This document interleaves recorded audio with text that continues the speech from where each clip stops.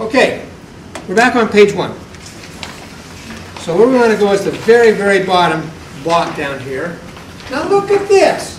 Estimated closing costs. With the current good faith that we have, you can figure that out, but it takes a lot of calculation, and you've got to know exactly which lines to add to where to come up with that number. And they go even further.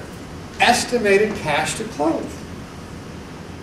Where does estimated cash to close come up now? Anybody know? In the HUD. That's actually the right answer. And when does the HUD come up? When you're closing. When you close. The good faith estimate now does not have the estimated cash to close in it. Do you think that would be kind of something your clients might want to know? Have you ever been in a closing where the papers are laid out and that first payment they usually get to is a settlement statement? They say, so here's your cash to close, and they look over at you and they look at the loan officer and say, that's $1,000 higher than what you told me. How did that happen? Have you ever had a client that happened to them? No, because they need to bring the check or wire the money before that. So okay. it could be communicated. So now, when do they get this document again? 3 days after you give them the REPC.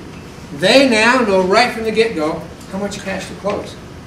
And they're pretty locked into that number. Let's go to the next page. Go over to page 2. So now what we're going to do is we're going to detail the cost. And it's this top block right here on the left-hand side. So they're going to show the client exactly what the closing costs are from the lender. They give you the total and then they break it down. The next box down is these right here. And it's broken down into 2 areas. Services you cannot shop for and services you can shop for. So you can shop for your title company and your pest control. If you want to do a survey, you can do that. So other than that, other than this box right here, all those numbers down to that point are locked in by the lender. They can't change those numbers. Catch the significance of that? Those loan officers have got to be right on top of things right from the beginning. Again, 3 days after you get the offer signed, telling them these are the numbers you can count on. Now, if they want to go with a different title company, and over on the other side you'll see the insurance is over there too, they can change those numbers and then we would redisclose and tell them what the new numbers were. But imagine that. So the title company, this is a really important area. Who's the title company?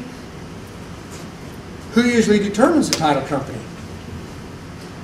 Who determines the title company for your clients? Unless it's sometimes Clients, okay. And then lots of times clients say, well, I don't care. So they rely on who? You pick the title company. Okay, again, this is coming out really quick. So as selling agents, if you have a particular title company that you want to use, when you hand that to the loan officer, be sure and tell him, hey, we want to use XYZ title company. Because there is some variation in the title fees. And the loan officer is required to give a number here. If that title company is not used, then they can change it. You have a question? And a lot of time, loan officer wants to pick the title company. They do.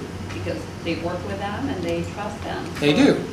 But yeah, we have to shop and see what's the other options and see if our clients wants to go with them or not. Okay, I agree. So it's a good idea from what you're saying for you to help your client to shop and get the title company that has the best deal. But understand, the loan officer's got to put a number in there 3 days after you hand them. So shopping for that title company needs to happen fairly quickly. Now, there are several agencies around that also charge a transaction fee or a fee for using, I can't remember what are some of those fees called? A transaction fee when they use your brokerage. What are those things called? Yeah, that's transaction. Transaction, is that the best term? Okay. If yes. Our office uses the term secondary commission. Okay. Which I don't like it because okay. we have to explain that to the client that they think that it's an additional commission they get. Okay, so you have one called a secondary commission fee, all right? Whatever the terminology is, that needs to be again, given to the loan officer so that it can get to be part of this disclosure. Because we don't want any surprises at the closing. We want everybody to be aware, and that's one of those areas that's got to be disclosed. That can become problematic, and I'll show you why in a few minutes, if that's not disclosed right up front. So it puts the, one other thing before I forget. If you're the listing agent, and if the property is a condominium or a PUD, lots of times there's a transfer fee involved in changing the ownership. So if you're the listing agent, you need to know that and make sure you get it on the MLS. And then if you're the selling agent, take a copy of that MLS form in and hand it to the lender so they can see what the property taxes are. They can see if there's a transfer fee, the HOA or the PUD. So that, again, this gets accurate. So it'll be a requirement to have that transfer fee on the system when you list the property? It should be.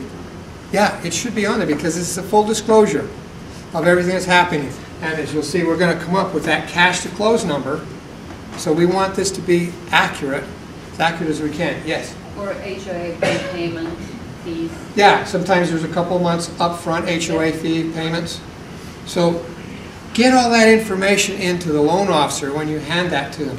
So you've got title company, you've got a transfer fee or secondary commission fee, you've got any transfer fee with the HOA or the PUD, you've got taxes there so the loan officer can calculate out the taxes and put the proration together for that. See all this stuff? I mean, the loan officer is going to have to do this, but you now become part of that source of information. And it's very critical that you get that information to the loan officer. Be ready to hand it to him right as you've got this REPSI that you're able to give him. Any other questions on that? Great questions. Thank you for them.